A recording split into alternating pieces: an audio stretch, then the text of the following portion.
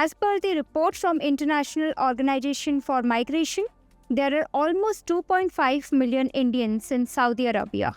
Why is there a surge in the demand of work in Middle East?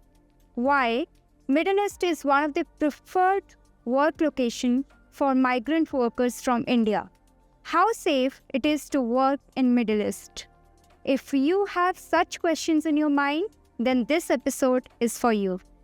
Our guest today is Samuel Joy, who is the founder and CEO of Huntr. Huntr is a migrant worker marketplace that revolutionizes how a company hire, manage, and also onboard their blue-collar workforce. So why to wait more? Let's get started with this candid conversation now.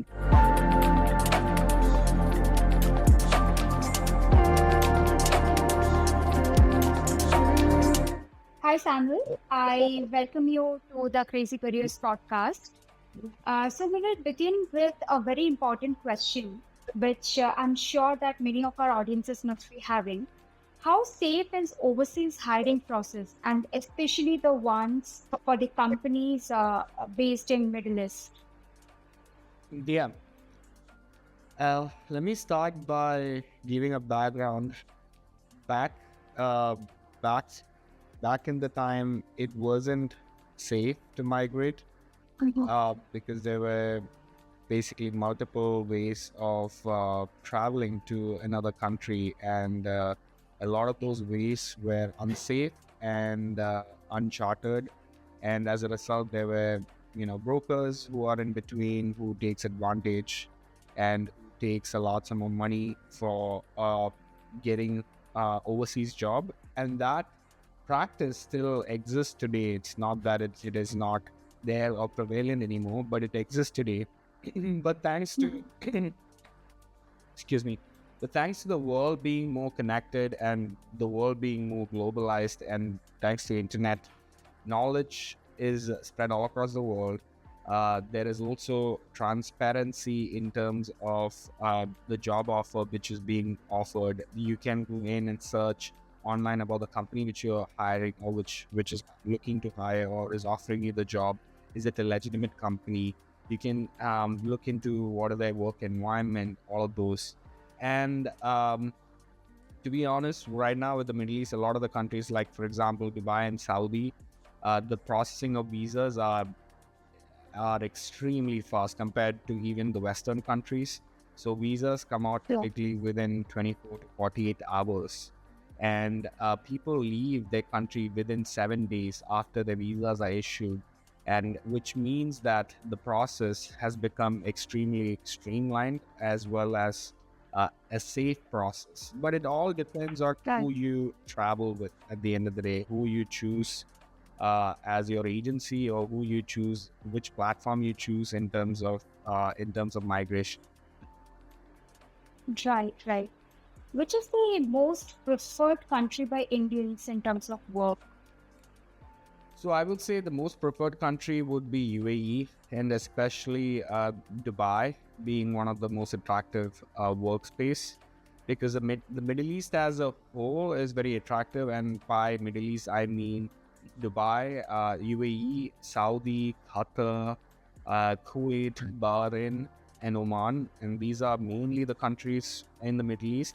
And all of them kind of have the similar characteristics to which it makes it attractive. So for example, it's tax-free income, and you have improved living conditions compared to a lot of the other countries where people are migrating from. Modern amenities, even much more modern than many of the Western countries. And the employer provides housing and transportation, which is very specific to the Middle Eastern countries. You don't find that in the Western countries, where Western countries you have to find your own accommodation. And you have a stable, secure environment with low crime. Dubai is very well known in the world for having a stable, secure environment, low crime, and a very high quality of life. And there are established migrant communities also, particularly from Asia, which offer support networks for any newcomers. So because the region's geographical proximity to Asia and its well-connected flight routes, especially Emirates kind of like kickstarted that. It makes it easy for people to travel to and fro from their home country, which is convenient and affordable. And so these are some of the reasons why UAE and a lot of the other Middle Eastern countries are very attractive. Right, right. So, do you think the development in technology is playing a very vital role in bridging the gap between the employers and the migrant workers? Yes, definitely. I would say that as I mentioned, back in the day, the history of the nature of how the migrant workers were being hired were completely a manual process, and there's a lot of brokers involved in the process as well, from connecting between the demand and supply.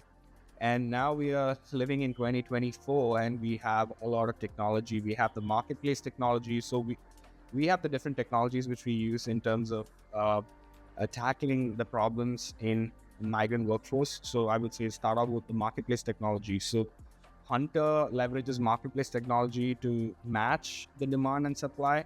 So this reduce any physical proximity or barriers in terms of geographical barriers, restrictions, institutions, or like even recruitment agencies, because what we do is we aggregate vendors, we aggregate service providers. These are training organizations, these are recruitment agencies, these are government organizations in India, in Sri Lanka, Nepal, different parts of Asia and different parts of Africa.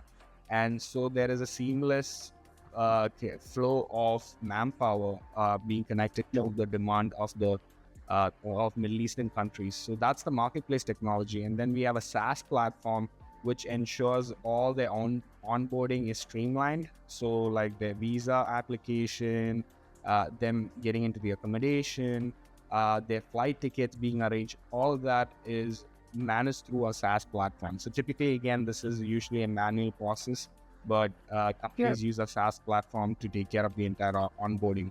And because we have a lot of data from both demand and supply, we have basically a data analytics software where we structure a lot of these data, especially when it comes to the demand side. We look at what are the jobs out there, what are the infrastructure investments which the government is investing on, especially the UAE government, Saudi government. We scrape the internet for those information, and based on that, we are proactive in terms of looking into our supply pipeline.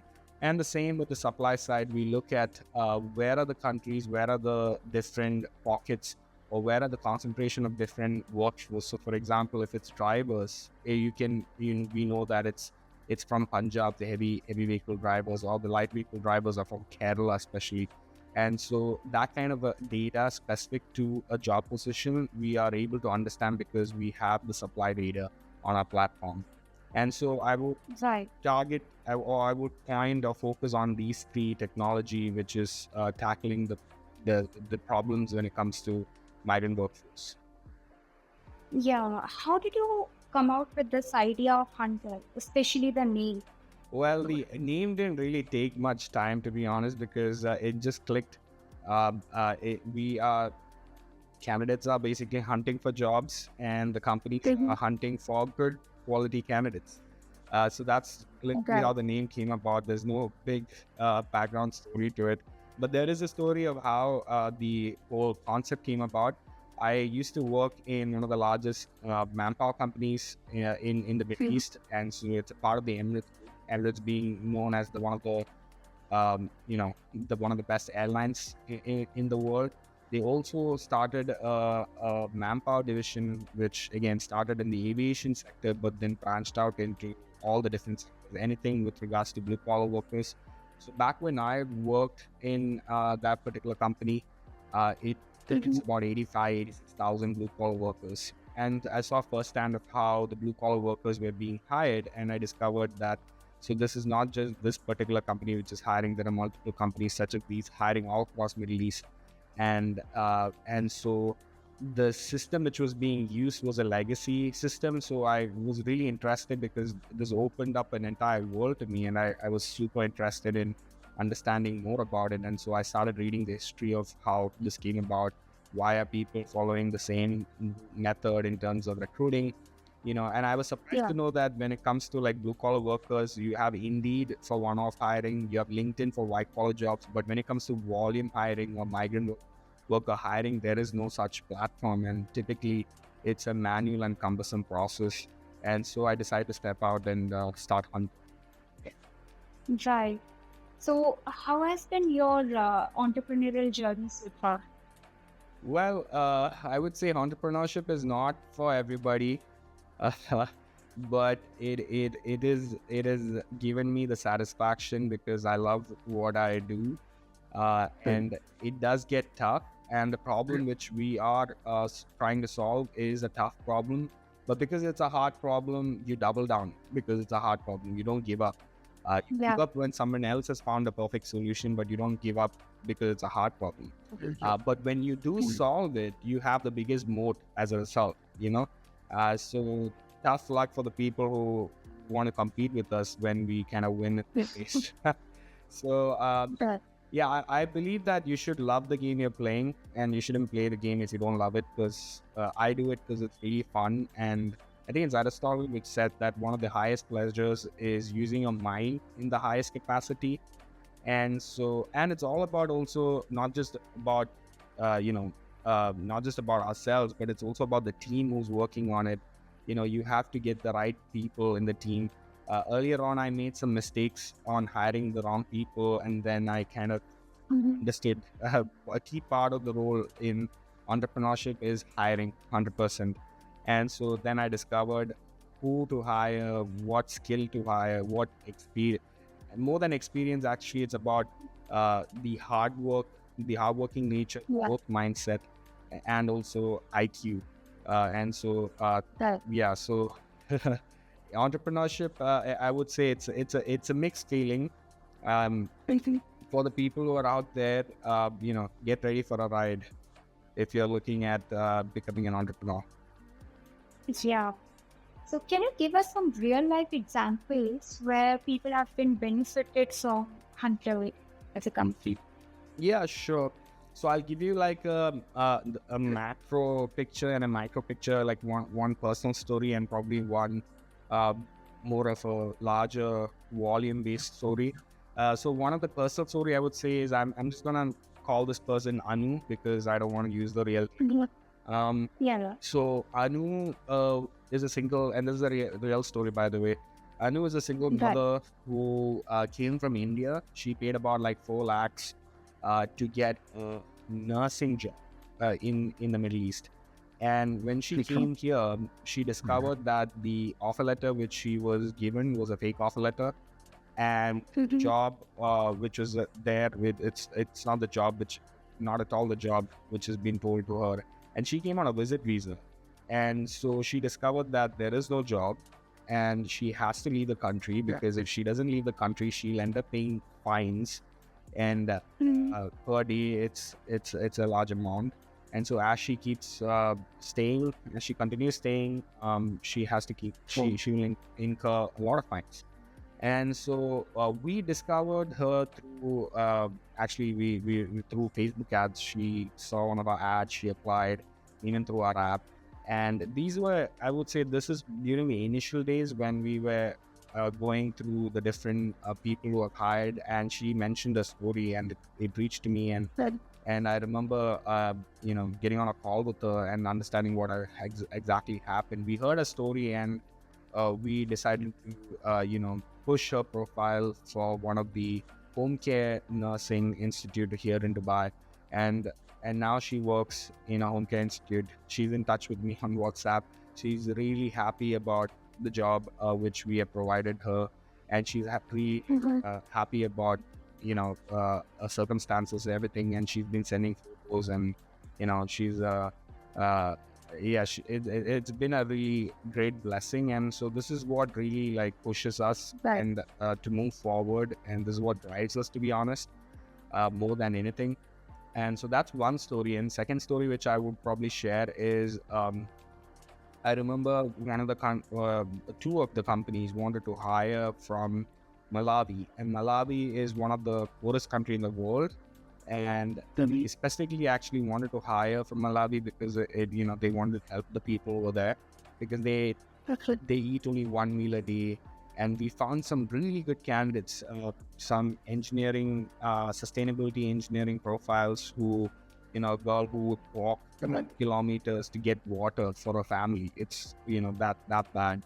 And there were about 1,000 people who were hired, but unfortunately, most of the 1,000 people didn't have a passport. And so we are not just a marketplace where we connect the supply and demand, but we also have microloan providers on our platform as well.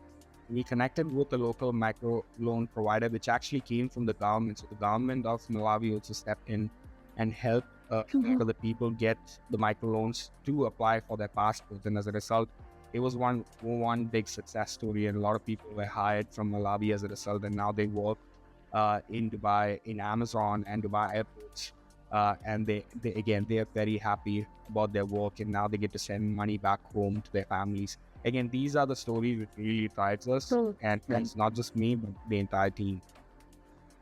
Right. How is Samuel as a person apart from entrepreneurship and the concept of Huntr and I would say people around me would say that I'm a fun person to be around with. Even in the company also, like I am professional, but I'm also fun at the same time. And I do enjoy music, and I do love traveling. I do love going out. I'm a pretty social person. I'm also introverted in nature in the sense that I read a lot. I read a lot of books. I'm into history. I go really deep into something if I find something interesting, and so I go to the source of it and start reading all about it. So I'm a mix of different things. So I'm extremely extroverted. I'm also extremely introverted in nature as well. People love to hang out with me. I love traveling as well because of the nature of the job, in terms of finding new service providers and all, especially in the initial days. I used to travel quite a lot. And so I love to experience new culture. I love to experience the food. I love to see how the locals live, the different societies, stratosphere of society, how they live in their countries, try to understand their culture, because also it really helps in the work that we do. But not just that, I'm very curious in nature, and that hopefully that gives a brief view about me. Yeah, absolutely. So, which are the countries? Huntr is currently functional at, apart from India, Middle East, and Yeah, so we would put it in two ways, which is one is on the supply and the one is on the demand. So on the demand, we are at the moment very focused on the Middle East, and specifically we are right now supplying to UAE. The UAE itself is a very large market in terms of hiring migrant workers. About 60% of the population in Dubai are blue collar workers, and so you can see that because of that it's a very attractive market. But apart from that, we are really focusing to Saudi Arabia right now. We are looking at a few projects out there, especially the NEOM project. $1 trillion has gone into investment into the infrastructure in Saudi Arabia. So it's it's the most exciting market right now in our space. And it's the most exciting market for anybody, actually. Like it's really pretty crazy in Saudi right now. And so that's an interesting market as well from the demand side. Apart from that, from the supply side, we are in many countries. We are in India, we are in Nepal, we are in Sri Lanka, we are in, we just got into Indonesia as well.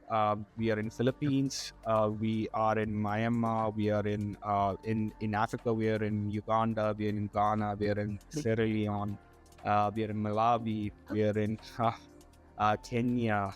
And so, quite a few places all across Asia and Africa from a supply side. From the demand side, as I mentioned, we are pretty much focused in the Middle East, but we are also looking to expand into the West as well. We have quite a few opportunities in the West, which we are really not taking up because we are really focused. But our vision is to be a global marketplace for migrant workers. Our technology being known as the LinkedIn for the blue collar worker. Right.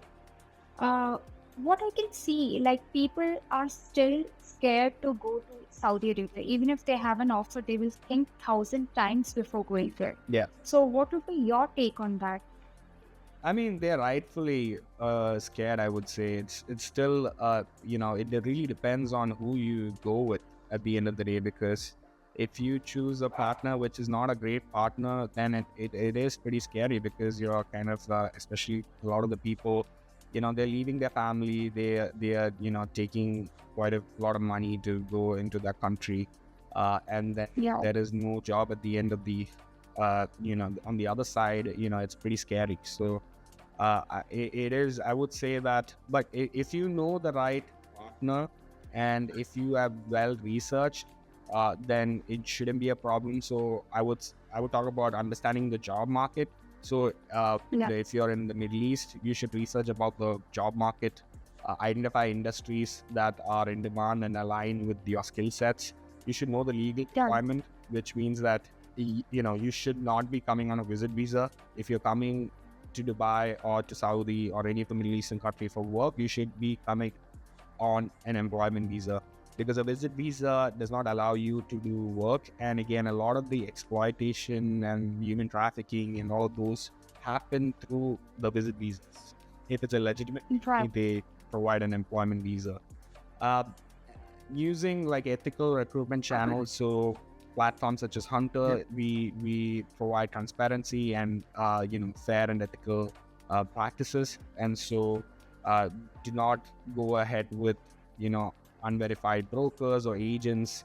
And then, as I mentioned, check employer credibility.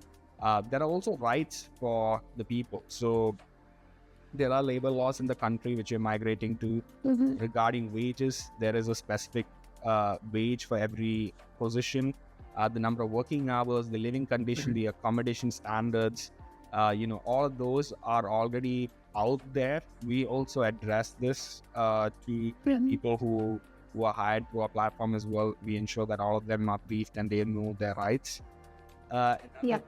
Tip is to get everything in writing, because people tend to like say things, and once they are here, there's a more confusion on what was exactly said. And so get things on writing. Don't rely on verbal agreements, and don't sign anything that you don't fully understand. Question everything which are provided to you. And probably about culture is also another important piece. The Middle East is very different in terms of culture when it comes to India. And so understanding the culture, some etiquettes, respecting the local laws and customs is also like important.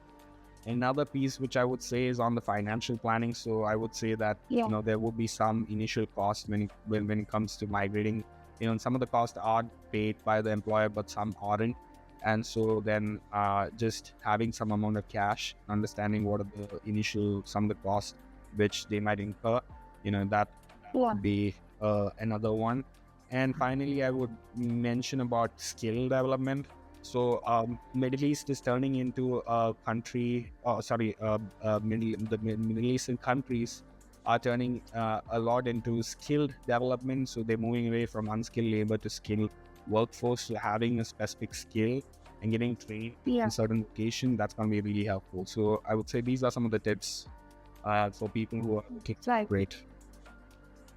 So, is the demand for freshers higher than the skilled or experienced employees, or it is only at the skilled or experienced employees side from the Middle East? I would say like the market has shifted right now. The trend has shifted to being skilled workforce being more attractive in nature. Well, If it's a fresher who is a general, who has a general skill set but not really specialized skill set, they'll be put in like different projects, and well, they'll be shifted in like different projects. They may not be happy because it depends on what project you get. But if you Right. are a specialized person in a specialized skill set, you are at a leverage to kind of choose what company you want or which company you want to work for. And so that is a big advantage which you have. And so in India, you have, for example, National Skills Development and the NSDC. And NSDC has a partnership with multiple training centers all across India. And there are other training centers as well. Every state have their own training centers, and those training center certificates are recognized in the Middle East, and Right. so you should use that when you're looking for a particular job, and you should use that to also leverage for higher salaries or like looking for the best Yeah. options, all of those things. But if a person is a fresher, if is unskilled, you're at a disadvantage. Which sector has the highest demand from Middle East? Uh, which sector, as in is it from oil industry, or is it from media? Is it from uh, digital marketing? Yeah, I mean, again, you should understand the history of the country and where it was and where it is right now. So the country Yeah. has made its money through oil and gas. Abu Dhabi specifically, and Saudi Right. has made a lot of money from oil and gas. So ADNOC, for example, is the government-owned company, the oil and gas company, and then you have so Saudi Aramco, yes, you have Saudi Aramco as well, which is in Saudi, which is known Yeah. for the oil and gas sector. But you should also know that the countries are moving away from the dependency on oil. So they are moving into technology, especially. They're moving into infrastructure, travel and tourism. So Dubai especially has been investing a lot into tourism, for example. So you have Dubai Mall, which is the Yeah. largest mall in the world. You have Burj Khalifa, which is the largest building in the world. So that's Dubai's strategy. And then you have Abu Dhabi, which is investing a lot into entertainment, for example. So you will see all the biggest acts and the biggest actors, the biggest comedians, the sports industry. They're all coming into Abu Dhabi because Abu Dhabi wants to be known as the entertainment capital of the world. And so Yeah. apart from that, Abu Dhabi has also invested 120 billion dirhams into the manufacturing because countries are moving away from China. And so there is a big focus into the manufacturing sector. And so if you are a skilled person, you should look into Abu Dhabi, for example. Saudi Arabia as I mentioned, is a very interesting market. It used to be, it still is very attractive for the oil and gas sector, but then there is a $1 trillion investment which is gone into the infrastructure. NEOM, which is a $500 billion project, Yeah. is a massive project. And so there is a lot of, again, skilled people requirements which have come out as a result from NEOM. So anything which is kind of connected to the infrastructure development all thrives. So I would say like tourism is connected to infrastructure. I would say healthcare is also connected to infrastructure. Yeah. As you're more and more investing into infrastructure, you need better healthcare systems, right? And security, for example, is another sector. So the security guards, the security technicians, all of those, again, you need good security technology, good security personnel for the infrastructure investment which you're making. The production units, which is like the steel industry, the aluminium industry, all those skyrockets as well. You have the service industry as well, which is the hospitality industry, which also, again, increases as a result of infrastructure spending. So those would be the waiter, waitress, baristas, cooks, chefs. And then as a result, because of all this, you touched upon digital marketing and all those other sectors, because, Yeah. again, it's all connected to the infrastructure investment indirectly or directly. So yeah, but these are the ones which I mentioned are the main industries. Absolutely. Where we are standing in the demand for AI and related engineers in Middle East. Oh, that's a very interesting topic. It is. I foresee the Middle East as a very strategic location for the AI and AI space, Yeah. especially because they are very open and to to be a sandbox to a lot of Yeah. technologies and technology companies out there. Because the Western countries are very tight on regulations, especially Europe, because Yeah. they are very tight on regulations. The US has been known for innovation, and the US is a very highly innovative country, but unfortunately the regulatory state in the US is not at the pace of innovation. And so you have like the Middle Eastern countries like the UAE, which is taking advantage of that. and being open and creating policies alongside entrepreneurs, alongside investors, alongside the startup ecosystem, which is how it should be. And so the UAE Yeah. is doing that, and the same is with Saudi. Saudi is also doing the same. And so as a result, you would see a lot of the companies moving their headquarters from US and Europe into the UAE and into Saudi Arabia, which is already happening, especially when you look at, the AI space is happening. It's happening a lot in the blockchain space as well. Yeah. And so it's a bright future over here in the Middle East for AI. So I would say that Indian workforce who are interested in the AI space, this is a sector, this is a country which you should be looking at. Right. So what would be your advice to the people who are watching this podcast, and they want to migrate to Saudi Arabia or Middle East? Yes. So as I mentioned before, it starts with doing research, quality research, Yeah. by understanding, as I mentioned, understanding the history of the country, one, because a history of the Yeah. country kind of tells you where the country came from, what is the mindset, all of those things. What is the current state of the country right now, and what are the things which the country is doing, or what are the investments, especially where is the money flowing into. Will give you a very good idea into where the country is moving ahead. So understanding that, like the past, the present, and the future, will give a very good understanding of, where the country is basically going to be, and which are the industries the country is going to be very strong in. And then if those industries are matching to your skill set, then yes, you should be looking at migrating, and especially if they are offering better terms than where you are at the moment, you should be considering on moving. And then I would say is, as I mentioned, skilling is very important. Getting to a stage where you are you have leverage, where because you are looking for a job and you desperately want a job, but you should be at a state where you don't desperately need a job. You are a highly skilled professional, and you get to demand what is your salary. You get to demand which company you're going to work for. And so in order to get to that level, you need to have a certain level of skill set and a certain level of knowledge and understanding. So you get there, understand where you are, where you stand, and get to that space. And then, as I mentioned, understanding the visa requirements, the regulatory framework. To be honest, the compliance is not as complicated as the Western countries. When it comes to moving and shifting, you can migrate immediately. Visas come out within, like as I mentioned, 24 to 48 hours.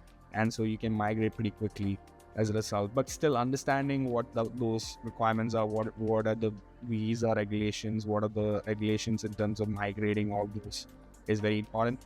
And you can get connected to our marketplace technology, when we'll help you connect with a local service provider in your region, and we can help you, get connected with jobs, something which we can do. So are there any government resources currently to verify the history of a company where the candidate is applied, or maybe have got an offer from?